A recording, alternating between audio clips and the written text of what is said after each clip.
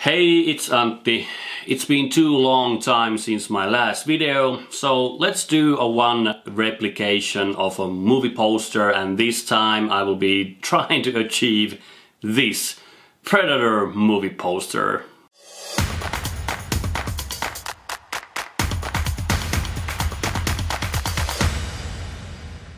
Yeah, as I said, it's been too long since my last video. I've been doing a lot of educational stuff and doing also a Finnish portal of my online learning platform, but now I am starting to have a bit more time to start doing also YouTube videos again. And today I would like to do this Predator movie poster replication. It has some kind of like thermal view. Of course, if you know the movie the Predator itself uses a thermal or infrared vision to kind of hunt the prey. And I thought I will use my friend's, or actually one of our photographers, Markus' picture to make him as a predator or to be hunted. I don't know which one is it, but let's go into Photoshop and start doing the Predator movie poster. Okay, here we are in Photoshop, so let's do a bit of an analyzing of this Predator movie poster. So there's this character that is kind of a, looks like it's been shot with an infrared camera. There's some kind of a smoke in the background. Seems to be like blurred, and there's definitely some noise, as usually in the movie posters there's some noise in the pictures. So let's try to replicate this look with picture of my friend Markus here. Markus works in our studio as a photographer. So first things first, let's cut out him from the background, so I can go really easily and go and select and subject. That does pretty okay deal with the selection, because we don't need a precise cut at this point. So I just Command C, copy it over here, and here we have Markus as Predator. So Command T to scale it, so we cut it from there and kind of get the same kind of sized Markus over there. One thing that I do first, just to kind of make sure I have enough information, I just open up the lower part slightly like that to get more kind of colors in there. Okay, what else? So I think I need to do this kind of a look to my image to achieve that. Maybe. I think I could go into, let's say, image adjustments, and I put posterize in that. So let's see what that does. It makes these kind of a clear areas of where the colors are with the levels. You can kind of adjust how rough you want that to be, but I think around 5 might work. So you'll see nice patches of different areas over here. And what we want to do afterwards is to blur this image. You can see that it's not that sharp, so let's do a Gaussian blur on that, and we'll see how much would it need. I think around 2 pixels will blur it nicely, leaving all those areas intact. So what we need to do now is to desaturate this image. Shift Command U desaturates this image, and then we need to try to make this thermal vision thing on top of this guy. So let's choose a gradient map, and we need to clip it just here, or Alt Option click between these layers. So that will affect only now the selection part what we have had here. So I'm gonna do a kind of my own gradient map here. I could use these presets, but let's figure out the thermal thing. So let's do it by hand, so as you learn how to do gradient maps. So I think I will start with like the warmer side is here and the colder side is here. So we will start from reds. Let's select from like a dark red. From there I'm just clicking under here just to make a kind of a marker. To here we can select like a yellowish color like that. From that it will go into, let's say over here, to green, something along lines there. I think I would make it slightly darker. Okay, from there it turns into more like a cyan, and from there to blue, like a bit of purplish blue. And as you can see already, I started to get this look in the image. And what you can do also is to tweak these, how much you want certain things to be in your picture. So let's put the reddies more over here, get more orangey red things here, and just take that out. And so you can shift the gradient and you can see automatically what it does to your image. And so maybe I'll leave it to, I'll just take that away and just get it something along like that.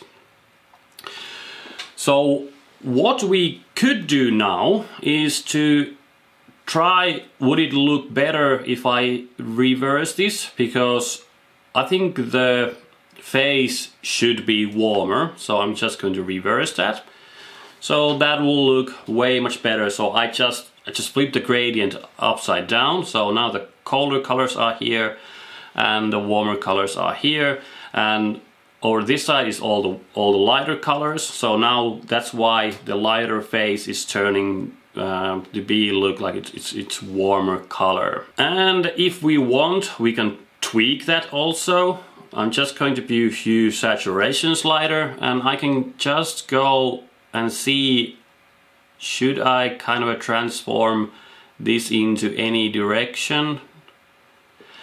One thing I can clearly notice that this is more desaturated, so I'm just going to drop my saturation down from here. I'm going to try to find a good balance in there. What I can do on this image, let's put a neutral gray layer on top of that and put it in overlay. And if I do a dodge and burn, so I'm selecting now the dodge tool, I can actually, let's shoot mid-tones, I can actually paint more on that reddish to the face, lightening in a way the areas. And if I want certain areas to be darker, I can just press Option or Alt to make it cooler. Because now what I'm actually doing is making this base shape lighter or darker, selecting what needs to be, in my mind, should be lighter or cooler. So a bit of more red to the face, just kind of trying to figure out what will look interesting. So what I could do also is to put more lighter colors on the heart. So I'm trying to, oh, there we go, now it started to do red. So I'm just kind of trying to make this area where the heart is way much warmer in a way. And let's put more color to the shoulders. What you can do also is you can of course paint black and white into this, but just kind of okay to use this dodge and burn to kind of get this working more better. Okay, I think we're getting somewhat look that the face is warmer, and then the colder parts here. You can see really cold here. Okay, then we could do a bit of this kind of a dust and this kind of a things here. So behind him I'm just going to be a brush tool, and with a normal brush, really soft big brush, I'm just going to, I think I'll just paint actually first white in it. So let's start doing these kind of a lighter areas around here or here. I'm just going to paint a bit of dust and these kind of elements here. Just going to colorize this later on.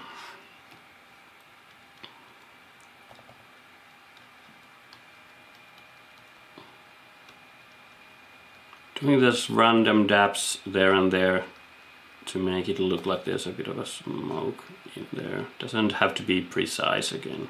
Alright, something like that. So after that we need to colorize that. I'm gonna put a hue saturation slider on top of that. Clip it to only affect this layer. And oops.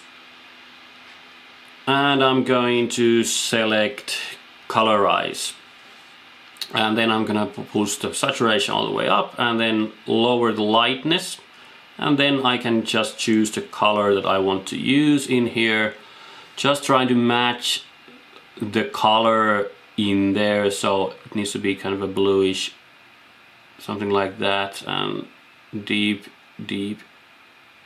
this kind of a color.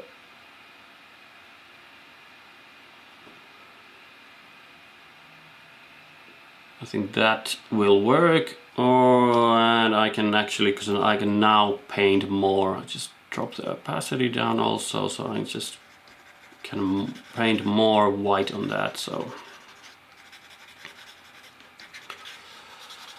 a bit of more random things.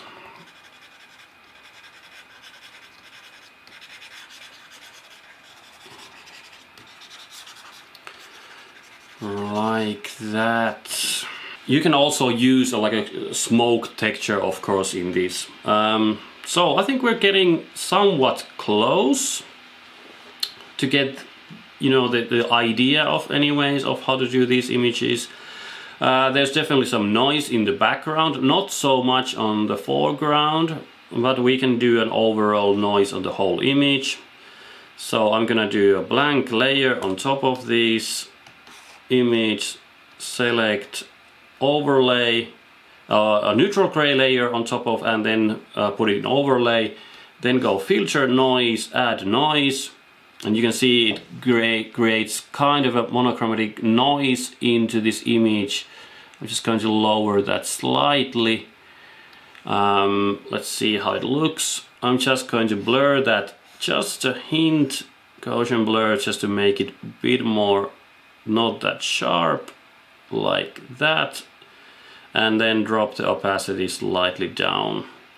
So now you can see that it starts to kind of look somewhat close. So I think that looks somewhat okay. I think I need to kind of mask out the lower part though from the background, so I'm just going to do a mask on this Markus picture and just do a bit of a shading from there.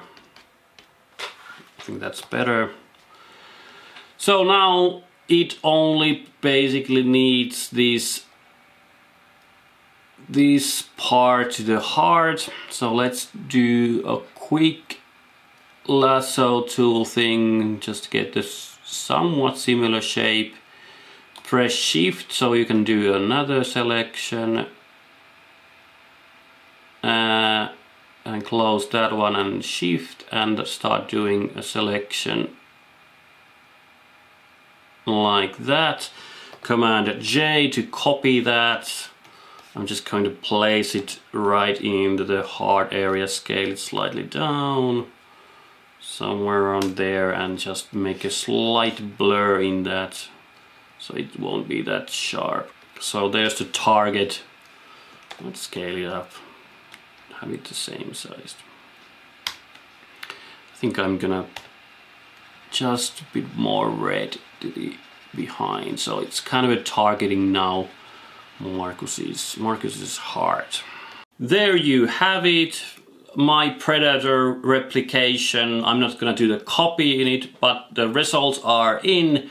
So from this image to this image, I think we're, you know, getting the same vibe in it, and you just learned a couple of new techniques to do the color grading or gradient maps or these kind of things. I always found to replicate this and try to figure out how I would create these kind of images, and hopefully you like it too. If you want to see these kind of videos more, put a thumbs up, comment what kind of movie posters I should be replicating next time, and as always, I will be seeing you on my next video. Antti out, cheers!